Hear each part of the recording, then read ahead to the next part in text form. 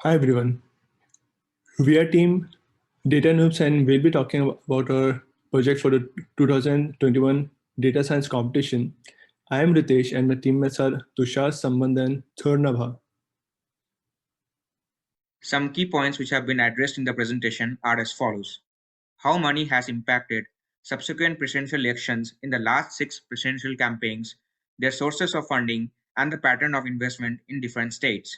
We have also tried to give an insight onto the problem statement as an unsupervised learning approach by giving visualization tools and by engineering some features which will be discussed subsequently.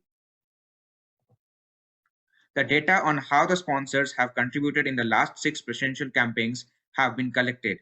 A correlation between the demographics data and voting pattern and the expenditure data for each of the parties have also been analyzed, and appropriate inferencing on how the party funds were spent in each of these campaigns were addressed. Based on the data collected, useful features have been identified and engineered. Correlation heat map between change in different expenditure and change in the percentage of votes received by Republicans and Democrats are visualized. We see a high negative correlation between the same, which led us in a particular direction. The corporate donations have been analyzed from each state from various industrial sectors. Then we looked into the trend in positive and negative campaigning approaches. Money spent by Democratic and Republican Party over the last 10 years have also been analyzed. The available donation data per sector of the industry to the Republican Party have been discussed in detail in this slide. In each of the presidential elections, the materials and packaging sector companies, that is, Uline Incorporation and UPS, along with real estate companies like Berkshire Hathaway, have stayed loyal to the party, irrespective of the party's fortunes. Just below it comes the energy sector, which have been one of the heavy donors of the party. For the Democrats, the technological sectors have remained thoroughly loyal to the party, irrespective of the party's fortunes. For example, Microsoft, Google, etc. There have been some of the sectors which have swung repeatedly depending on which party have favored to win the elections. The financial sector. For detailed analysis, please look into our website. Here, two kinds of campaigns have been addressed: positive campaign and negative campaign. By positive campaign, it refers to a wholesome release of manifesto and developmental objectives by a political campaign. By negative campaign, it refers to finding out the faults and shaming the other party viciously to gain political mileage. The amount spent in USD in the last 3 presidential campaigns have been addressed. We go on to see that in spite of the negativity that clouded the recently concluded presidential elections, the amount spent in positive campaigns by each of the political party outcasted the past presidential elections. In the second figure, we can see that the campaigning expenditure for each party has increased fivefold for the last presidential elections. The analysis based on expenditure and demographics have been discussed in the next slides.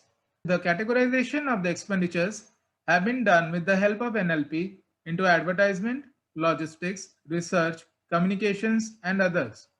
The analysis has been done by classifying the population into 3 different ethnicities: white, black, and others, which includes Asians, Hispanics, South Asians among the prominent groups. This shows a pictorial representation of how each party spent in each of the states in the presidential elections.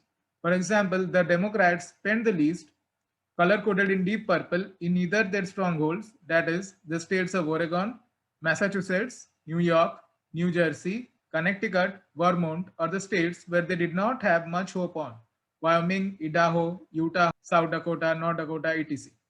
Similarly, the Republicans spent the least in the Democratic strongholds. The states which had significant investment from both the parties were Florida, Iowa, Illinois, Arizona, and Colorado. For more info on this, you can refer to our website, where we have an interactive visualization for the last 3 presidential elections. We define a return of investment index for different states based on how campaigning influences the results for both parties. It helps the party to see how their change in expenditure affects change in votes. The drafts are divided into two subdrafts, where one corresponds to the states where the percentage of votes received by Republicans, Democrats increased, and the other subdraft where the states with percentage of votes received by Republicans, Democrats decreased between two presidential elections.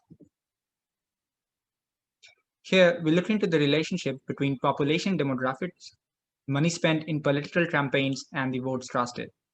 The size of the circle represents the money spent in particular state over the last 3 election years, and the vertical position of the circle represents the percentage of votes received by the political party. The color of the circle represents the racial imbalance among the voters, referring to the diversity of voters in each state by race. Lighter is the color, more is the racial equality among the voters. The deep purple state that the state is either primarily dominated by whites. Light violet states that the state has a more diverse population, even though it is dominated by a particular race, and even lighter shades suggest more plurality in the races. For example, if you look at California, 60% of the votes went to Democrats, almost every election year with equal contribution from all races. The money invested in the state has increased over the years. The reverse can be observed in Arkansas, where the election expenditure has dwindled over the years owing to its single race demographics. Now we look into unsupervised learning. So an attempt to cluster the few data points we have through some of the popular and effective methods were performed, which includes the elbow method for k-means clustering and 3D projection of a 4D data using agglomerative clustering. 5 clusters can be visualized using both the methods, where 2 clusters are kind of similar. Therefore, we looked into a different approach of unsupervised learning called topological data analysis. Consider points in space and balls around each point with increase in radius with time.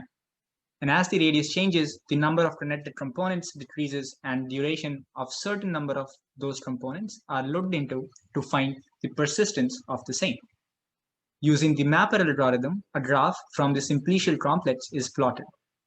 We create a website where anyone can look into different results, and the graphs are interactive in case someone needs to look into specific data or specific year. Let's move to the website. So here's the website we designed. This is the homepage, which talks about the problem statement, data collection, processing, methodology. We have the industry donation analysis, which talks about the sponsors and how it differs with different parties. Also, for different years, we have different donations, we have the inferences, and we also categorize it by the financial organizations and educational institutions.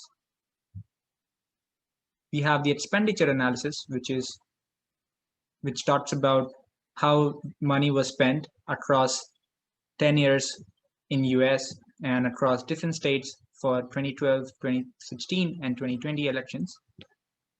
Later, we talk about ROI, which is return of investment for Democrats and Republicans for all the presidential years from 2012. We also have people, money, and voting, which talks about the relationship between demographics and expenditure and voting.